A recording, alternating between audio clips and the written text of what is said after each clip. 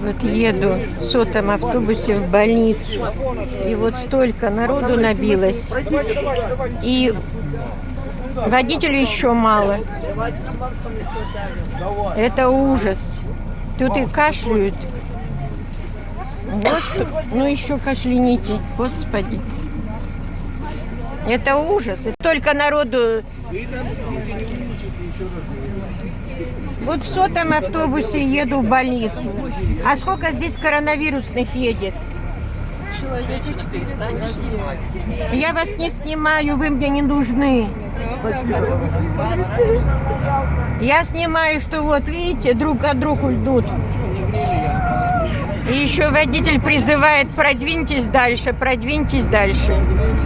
Это называется у нас эпидемия. Сергей Валерьевич Аксенов.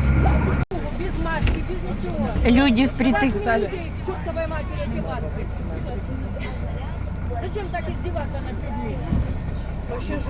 Да им лишь бы деньги. 4 человек зашли, давайте передаем. Сколько у вас машин на маршруте? Много. Подписывайтесь на Инстаграм. Да я вижу, что 10. Так бы битком не набивали бы. Вот нас везет Ялта Трансавто. Пока битком не набил автобус, не тронулся.